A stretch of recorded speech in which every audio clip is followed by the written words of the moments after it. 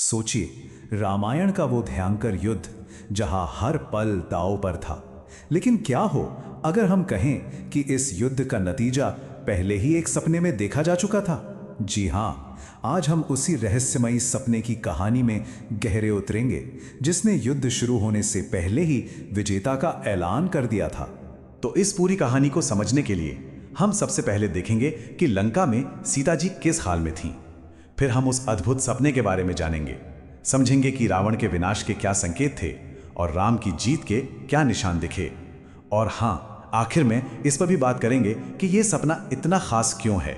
जरा उस माहौल की कल्पना कीजिए, अशोक वाटिका का वो गमगीन माहौल जहां हर तरफ सिर्फ और सिर्फ निराशा है, और ठीक उसी अंधेरे के बीच उम्मीद की एक छोटी सी किरण एक सपने के रूप में सामने आती है। और यहीं पर कहानी में आता है एक जबरदस्त मोड़, जब एक राक्षसी जिसका नाम त्रिजटा था अपनी ही साथ के राक्षसियों को चेतावनी देती है। वो कहती है, सीता को अकेला छोड़ दो क्योंकि मैंने एक ऐसा सपना देखा है जो रावण के आने वाले विनाश को साफ साफ दिखा रहा है। ये सिर्फ एक चेतावनी नहीं थी, ये तो भविष्य की एक झलक थी।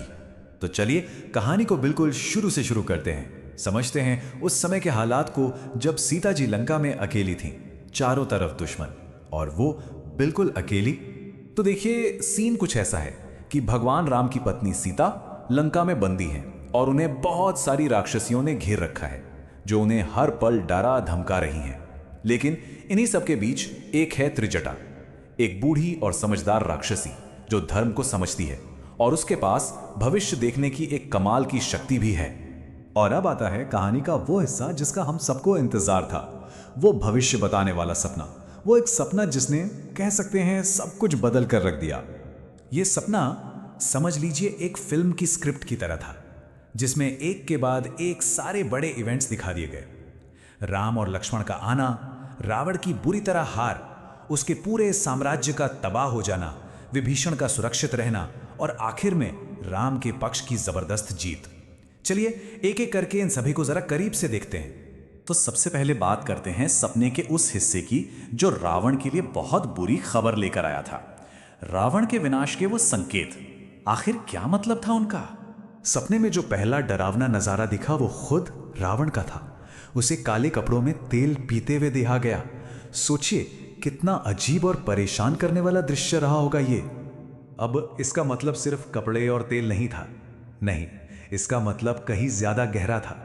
ये इस बात का संकेत था कि रावण का घमंड और उसके पाप उसे अंदर से खाए जा रहे थे, उसे पागलपन की तरफ धकेल रहे थे।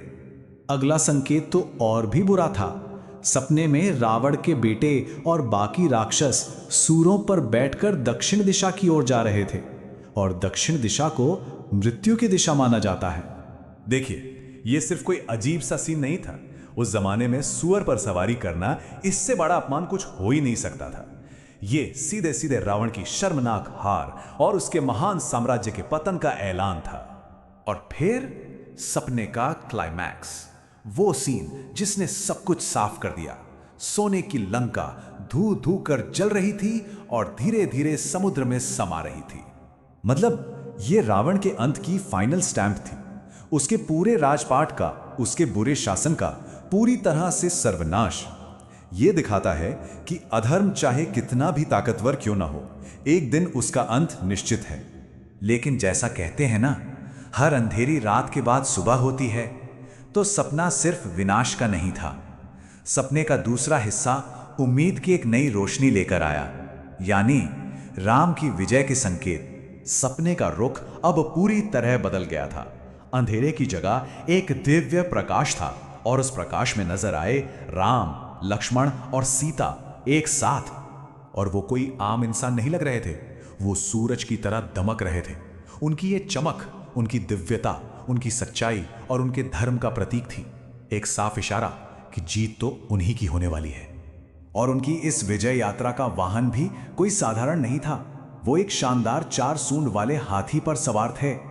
अब ये कोई मामूली हाथी नहीं था, 4 सूंड वाला हाथी यानी ऐरावत, जो खुद देवराज इंद्र का वाहन है।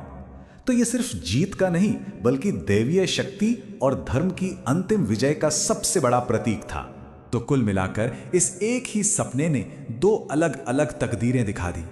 एक तरफ था रावण, काले लिबास में हारा हुआ, जिसका सब कुछ डूब रहा था, और दूसरी तरफ थे राम और उनके साथी, सूरज की तरह चमकते हुए, दिव्य हाथी पर सवार, और उनके साथ थे सफेद कपड़ों में सुरक्षित विभीषण।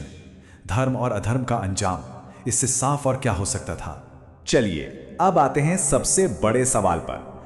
आखिर यह सपना इतना जरूरी क्यों है? इसका असली महत्व क्या है? इसका जवाब छिपा है उम्मीद और किस्मत की ताकत में। देखिए, इस सपने का असर बहुत गहरा था। सबसे पहले इसने निराशा में डूबी सीता जी को एक बहुत बड़ी उम्मीद दी। इसने रावण के लोगों को चेतावनी दी कि वो गलत का साथ दे रहे हैं। इसने दिखाया कि किस्मत अपना काम कैसे करती है। और सबसे जरूरी बात, इसने रामायण के मूल संदेश को पक्का कर दिया कि जीत हमेशा धर्म की ही होती है। और आखिर में यह कहानी हमें एक बहुत गहरे सवाल के साथ छोड़ जाती है। क्या भविष्य की एक झलक देखकर हम अपना आज बदल सकते हैं, या फिर जो होना तय है वो होकर ही रहता है? सोचने वाली बात है ना?